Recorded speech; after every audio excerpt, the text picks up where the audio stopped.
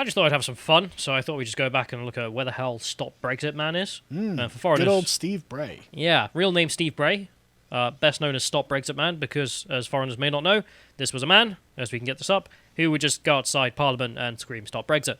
Literally every day, for years, because remember the referendum in the UK was in 2016, and we didn't leave till 2020, so for 4 solid years, this dude spent his entire life, his entire adult life as well, as 4 years of his life here, just outside in the streets screaming Stop Brexit. Getting paid handsomely to do it as well, because we were being activists at the time, we were privy to inside information. And the thing is, I didn't even mind Steve, to be honest. But he apparently got a house opposite Jacob Rees-Mogg's house in the very centre of London. Well supported. And yeah, exactly. So whoever paid for him to do this paid a lot of money. Every chant was clearly paid for by a super chat.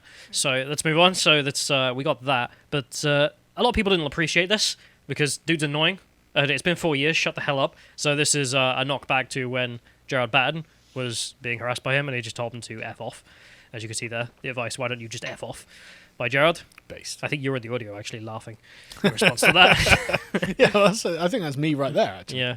Anyway, so there's Gerard doing that and setting off a trend, of course, because subsequently a bunch of MPs were like, yeah, I agree. F off. I'm sick of your nonsense. Like, this. I mean, look at this. I mean, this was only in 2021 as well. But I think this might have been done actually in 2020. I'm losing track of time. But anyway, this dude, utter annoyance. And if we keep going, even Piers Morgan got in the fun.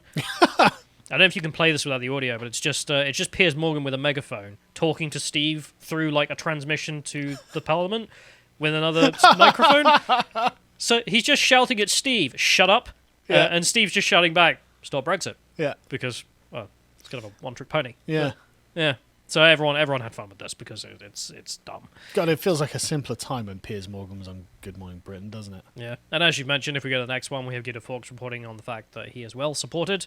This is the house, I presume, you reference. Yes. If you could just scroll through these, just so we can see like the images of the interior as advertised when it's for sale, presumably. God. And best time of his life when he was running around screaming "Stop Brexit." Wow. Better than my apartment. Better than Hassan's apartment. More prestigious, that's for sure. Yeah. Anyway, so he's very well supported to scream. And if we go to the next one, we have the last day. So this is Bray's last day because this was the day we were leaving. Yeah. Like, oh. So all that yelling of "Stop Brexit" didn't work. No. I can't believe it. I didn't convince people to vote. He got paid stacks of cash by someone, and it didn't even stop Brexit. What a waste of money. Yeah. I mean, we got a good meme out of it. So presumably he gave up his hat and megaphone and went back to his job as someone productive. No, he didn't. Turns out he decided to carry on just being a guy who would scream like a child. So if we go to the next one, we have he went to Labour conference. And as you can see here, so this is the GB News guys trying to interview a lady who heckled Keir Starmer when Keir Starmer was talking about his, like, I think it was dead mum. Mm-hmm. And she was like, well, now's the perfect time. And got up and heckled him. And even she went to Steve Bray in the middle of this interview just being like, hey, can you shut up? What was he yelling at her for? He was playing EU music. The Labour conference? Yeah, at like a ridiculous level. Labour weren't pro-leave. I don't get... It's Keir Starmer. Like, he's Mr. EU nationalism himself. I can't believe he didn't vote Labour. But whatever. He turned up, was screaming European music through his speakers. And even she had to go out and be like, yeah, could you shut up? I'm trying to do something. Yeah. Oh, God. I just can't get it like one heckler to another. Hey, you're annoying. Okay. Steve, F off. You're even worse than me. So anyway. I would have thought maybe, I don't know, maybe he just has a vendetta against the Labour Party. Of course not. He went to Tory Party conference as well. And this one's even weirder. So we go to the next one here. He went to the Tory Party conference and got kicked out wearing a Soviet uniform. What? It's like some Soviet officer's uniform. Stop Brexit, says the Soviet officer. Yeah, I believe it. Also, his arm is tied to his little mingling there with EU stuff all over them. So, I mean, the imagery is that essentially the Soviet Union's leading around the EU, which... Well, the Soviet officer doesn't want to leave the EU. But also, the comparisons are always made that the EU is a new kind of Soviet Union. Which is the republics don't have any power. Yeah. And they're led around by the spectre of that idea. And which is why Steve wants us to remain in there? What? And also why Steve decided he would lead the EU around in his Soviet uniform. That's really weird. I mean, accidentally based. I don't know what to say. Anyway, so... Great point, Steve. The EU's terrible. Yes.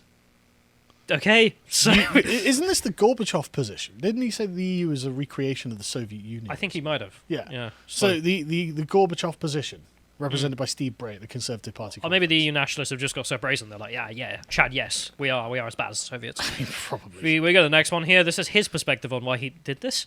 He says, I'm in a conservative fringe meeting. Just thanked David Davis, ex-Brexit secretary, on behalf of Putin and slipped him a few billion rubles. What? Soviet Union's dead. It's been dead for like 30 years. Also, Putin was pro-Brexit. What's- I suppose that's a reason why. But the Soviet uniform, you go in a Russian officer's uniform. Like, you don't have to get a Soviet one, for Christ's sake. That's the bit. So, like you could have worn a Russian uniform and be like, haha, I'm here from Russia to give the money. But the Soviet uniform, that doesn't make any sense. Also, it's accidentally based because you make the EU look like the Soviet Union.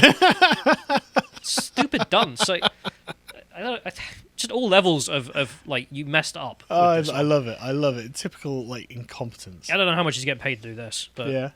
It must be a fair amount. it's not enough to lose your dignity like that. Anyway, he decided to lose it further. So if we go to the last one here, so this is what Steve Bray is currently up to. He's outside Tory Party conference with his big speakers that he was playing EU music from, the Labour one. He went to the Tory one to play the Soviet Union's national anthem. While waving EU flags. Yes. Again, I love it when the mask just comes fully off. very accidentally based once more. It's just him and all his friends. He's changed out the uniform of the Soviet Union back into his EU uniform. And then there's As if there's a difference. and there's ladies around him in EU stickers and whatnot, Yeah. and with an EU flag being waved, very big one, whilst he blares the Soviet national anthem. Let's play the clip, I Amazing. guess.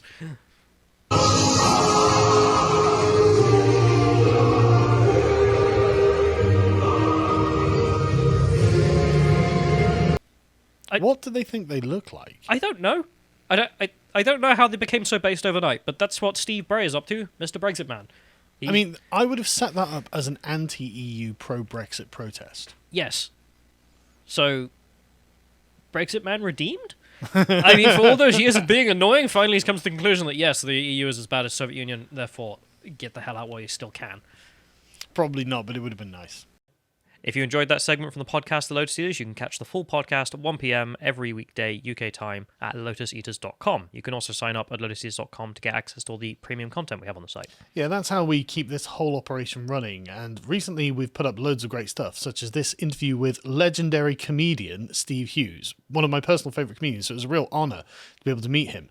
But one thing that I didn't expect, that he would be such a deep thinker, and this podcast is genuinely like a meeting of minds in a way. He was right on my wavelength on a bunch of things and helped me actually connect a bunch of dots, but I'm not going to carry on and spoil it.